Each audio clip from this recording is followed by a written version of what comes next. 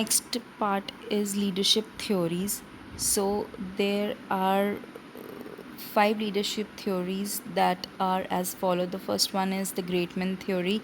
Then comes the trait theory. Third is contingency theory. Fourth is situational theory. And the fifth one is behavioral theory. So we will be learning about the theories one by one. So let's start with the first, that is great man theory. Thomas Carlyle proposed the great man theory in 1840s. He believes that leadership is an inherent trait of a person or of a man, and it is only comes by the birth. It has nothing to do with the situations a person face or a particular behavior that a person have, or the the experience a person goes experiences through a person goes in kind in the work, in the field of work that he is doing. It believes that leadership is only comes with the birth, and if a person is a leader, then all the qualities that a leader has is in him by his birth. So the theory suggests that the ability to lead is inherited by the birth. The best leaders are born and are not made. It defines leaders are uh, valiant and are ordained to rise to leadership when the situation arises. It terms that the leadership is only the cup of tea of the men, and women cannot lead uh, well when it comes to the leadership. So is only reserved for the males, and it this kind of leadership is followed in the military leadership, particularly in the military leadership uh, in earlier times. So the so this theory has certain kind of criticism as follows. So the theory criticized or questioned due to the following reasons. Firstly, it is a male centric approach because it says that only men can be the leaders, women cannot be a great leaders. Then this theory explains that the leaders cannot be that the leadership cannot be learned or taught, because a good leader or a great leader can be only by birth. There is no scientific validation to support this theory. It neglects the environmental factors or situational factors that comes in the process of leadership. Then comes the trait theory. Ralph M. Stockdale proposed the trait theory of leadership in late 1940s. He explains that the individual must possess the following traits to be a great leader, and a great leader is the one who has these traits by birth. So the core traits that under the trait leadership theory mentioned are as follows. Firstly is the physiological leadership. That means he should have a great height, he should be well maintained, good, he should be lean, his complexion should be clear, his appearances, his or her appearance should be charming. Then comes the socio-economic characteristic. Gender, religion, marital status, occupation, literacy, and earning all comes under the socio-economic characteristics. Personality traits should be confident, should be patient, should be reliable, honest, and has a leadership motivation. Intellectual traits includes intelligence, judgmental ability, knowledge, and emotional attributes. Then the task related attainment, drive, dedication should be there, determination, and business expertise, and expert in managing business. Social characteristics, socially he should have socially active, should be cooperative with the employees in his or her team. Then this trait theory also faces certain kind of criticism that are as follows. This theory is criticized because it neglects the environmental factor that comes in the way of leadership. This leadership trait, the traits mentioned under the leadership are changing as the person gets old. So all the traits may vanish till the may vanish when the leader gets old, or when his appearances are not appealing anymore. It is unable to explain the failures despite processing traits specified in the theory. If a person fails despite having the traits mentioned in the theory, then it will be difficult to explain why those failures occur even when the leader is having all the traits mentioned in the trait theory. Then comes the contingency theory. Contingency theory puts the idea or gives the idea that the leadership is based on the situation or the contingent situation that a leader faces. It basically faces the difficult times or the difficult situations that a leader faces in while in the process of leadership. So it also proposed three sub theories that are as follows, such as Fedler contingency theory, path goal theory, and the decision making theory. What does it says? It says that the Fedler contingency theory says that in order says that effective leadership not hinges not only on the style used by the leader, but also the control over the certain situation that is held by the leader. The leader must it says that leader must also present task clearly, and the goals and the procedures should be outlined so that what needed to be achieved should be achieved clearly, and the employees who are going to achieve the task should know the task clearly, and they they should be well aware of the punishments or the rewards they are getting while completing or while failing in the task. The theory also only fits in the situation where the group members are closely supervised and not team based efforts are involved. Then comes the path goal theory. Path goal theory says that under this theory, leaders have the responsibility to make sure that the subordinates have the full information regarding how the goal is to be achieved, and how the what is the goal and how the goal is to be achieved. It also holds that the effective leadership should have a clear path. Effective leader has a clear path and helps subordinate in achieving the goal and removing the obstacles that comes in the way of achieving the goal. Then comes the decision making theory. Decision making theory is also known as Broom, Yet Jago decision making model of leadership. It says that the effective leader size up the situation, assesses effective leaders assesses the situation uh, and determines how much support is to be given to the employees and how and which style of leadership should be followed so that they can and perform better.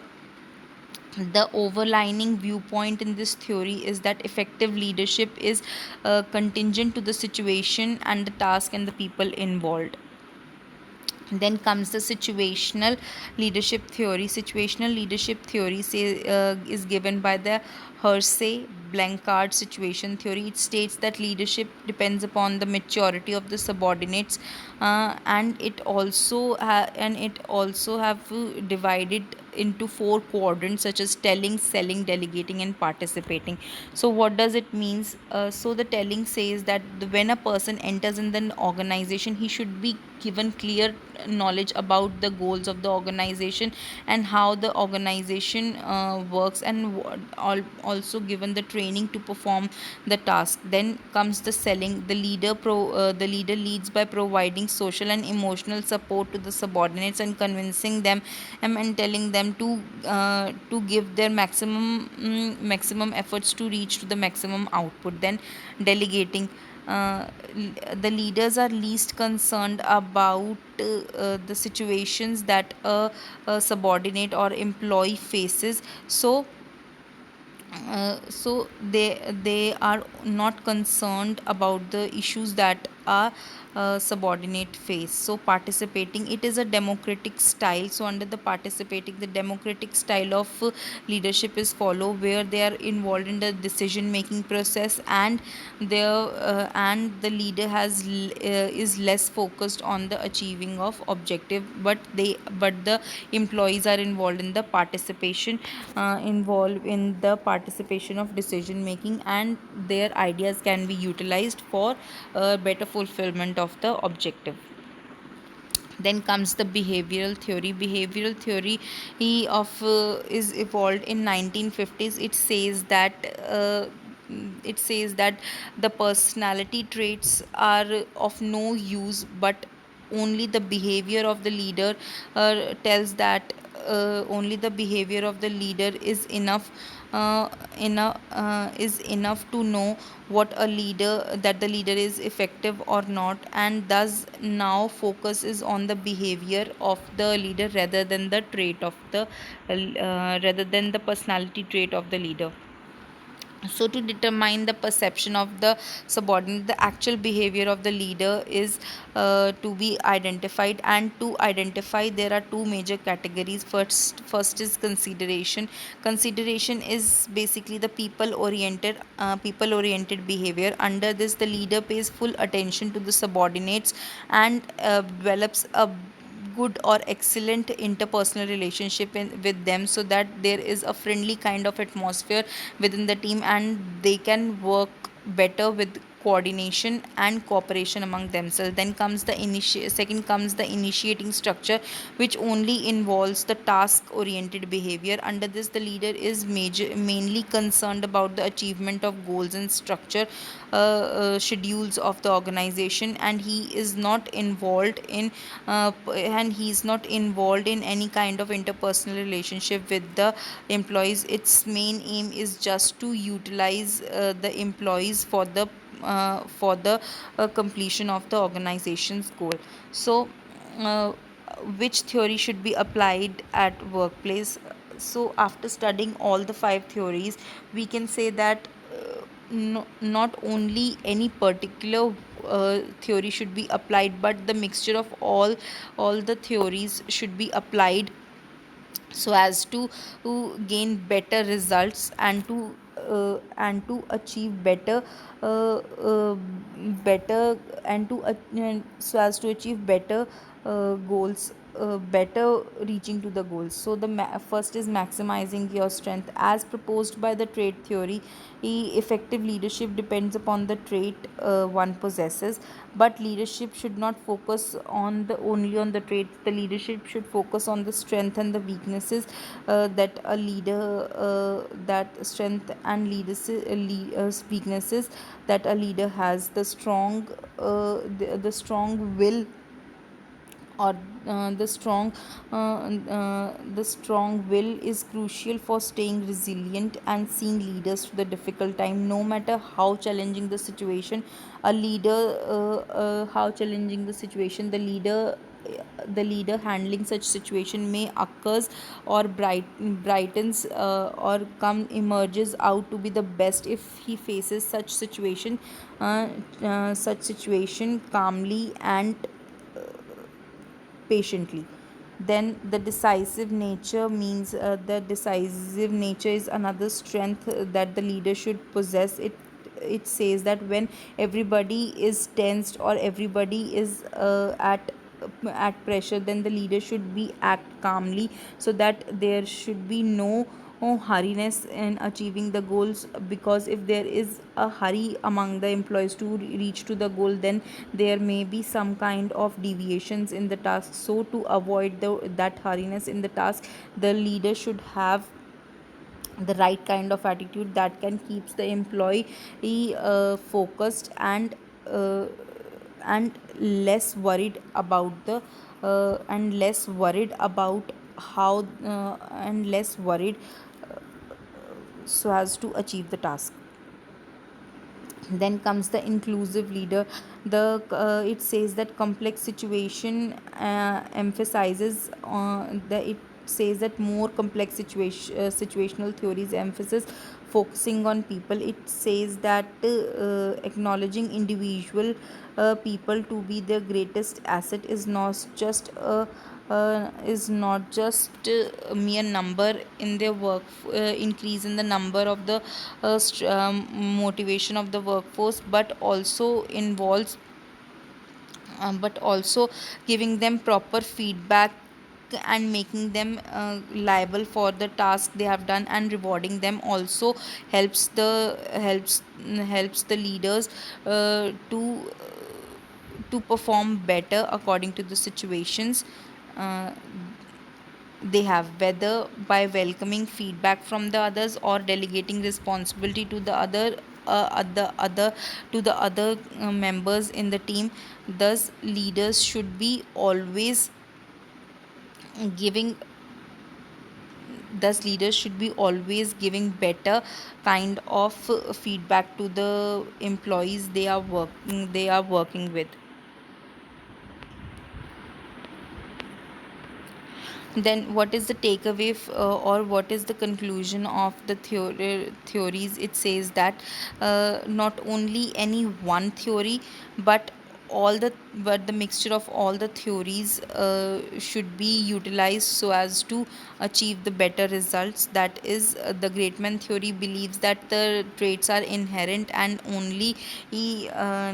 not only the man, but only the man can and be a good leader. But it is not correct. Women can always lead better than the men. Situational theories always recommended that recommend leaders to adopt leadership depending upon the situation. Behavior a theory says that the skill is necessary for becoming a good leader. The leadership theories not only existed in the history but also are adopted in the current situation, from executives at the higher position to the government officials and to the very lower level in the workforces also. So as the quotation says, that a leader is the one who knows the ways, he goes the ways and also shows the ways to the members working under him.